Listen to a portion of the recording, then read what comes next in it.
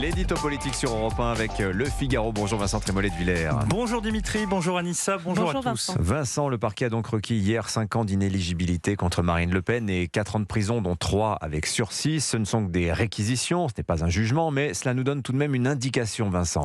Bah oui, si Marine Le Pen veut voir le verre un dixième plein, elle peut se dire que la peine de prison est un peu moindre qu'en première instance et que le parquet ne demande pas d'exécution provisoire. Mais attention Dimitri, cette clémence très relative, c'est une illusion d'optique. Marine Le Pen est plus que jamais dans le nœud coulant de la justice et ce nœud se serre chaque jour un peu plus. Pour qu'elle soit candidate, il faudrait 2 conditions, qu'elle soit éligible d'abord et qu'elle puisse faire campagne, c'est-à-dire qu'elle ne soit pas condamnée à porter un bracelet électronique.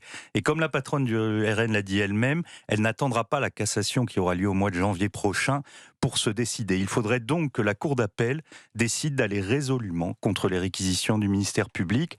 Elle ne l'a pas fait pour Nicolas Sarkozy, ni pour Jérôme Cahuzac, ni pour Patrick Balkany, pour lesquels elle a à chaque fois confirmé les peines de première instance. Pour Thomas Thévenoud, la décision était pire que la première fois. Il n'y a qu'Alain Juppé qui est passé de 10 ans en première instance à 1 an en Cour d'appel. Cette histoire, c'est donc une roulette russe judiciaire avec 6 balles dans le barillet.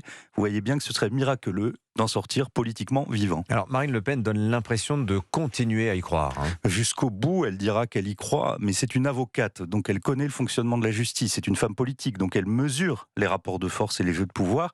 Puis c'est une femme d'instinct, donc elle sent qu'il faudrait une conjonction extraordinaire de surprises pour qu'elle puisse être candidate. Le plus probable est que la revanche de l'autorité judiciaire se poursuive. Elle a fait perdre François Fillon en 2017, elle a fait mettre Nicolas Sarkozy derrière les barreaux en 2025. Elle pourrait faire sortir Marine Le Pen de l'élection présidentielle en 2026. Et quoi que l'on pense du fond de chacun de ces dossiers, ce tableau de chasse pose un problème démocratique qui pourrait avoir des conséquences très profondes.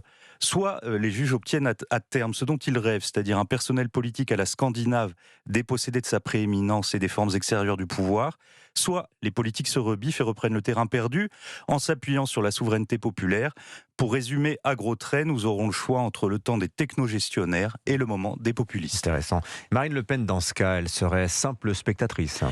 Qu'on la combatte ou qu'on la soutienne, l'honnêteté oblige à reconnaître qu'un empêchement judiciaire transformerait la carrière politique de Marine Le Pen en destin brisé. Imaginez Dimitri, elle a vu son appartement détruit par une bombe à 8 ans. Elle a grandi sous le mépris et la défiance à cause de son nom de famille. Elle est entrée en politique par obligation, puisque par désir, elle a tout sacrifié aux élections, sa famille, ses passions, ses amis. Elle a divorcé politiquement et publiquement avec son père. Elle a raté magistralement un débat présidentiel, perdu 2 fois largement en finale. Et elle est à chaque fois remontée sur son cheval pour tisser un lien étroit avec des millions de Français. Et voilà qu'au moment où elle est la grande favorite, 3 juges dans une pièce peuvent décider avant l'été de mettre un terme à tout cela. Reconnaissez qu'il y a quelque chose de romanesque et de tragique. D'autant que cet empêchement se passerait à un moment où la droite s'efface, où le macronisme s'épuise, où l'insécurité et l'immigration, les 2 moteurs du vote RN, continuent de tourmenter le pays. Un moment où, disons-le, la victoire pour Marine Le Pen devient possible. Pour toutes ces raisons, si les réquisitions du parquet étaient suivies, la décision judiciaire prendrait une dimension politique gravissime dont nul ne peut dire aujourd'hui quelles en seraient les conséquences. Permettez-moi de rajouter un détail, c'est le spectre de la purge, de l'austérité qui attend, ce que rappelait Nicolas Dufourcq dans cette tribune parue hier dans le Figaro, qui est ceux qui gagneront en 2027. Oui. Le programme est imposé finalement. C'est quand même aussi dramatique pour le pays. Merci beaucoup l'édito politique sur Europe 1, Vincent Trémollet.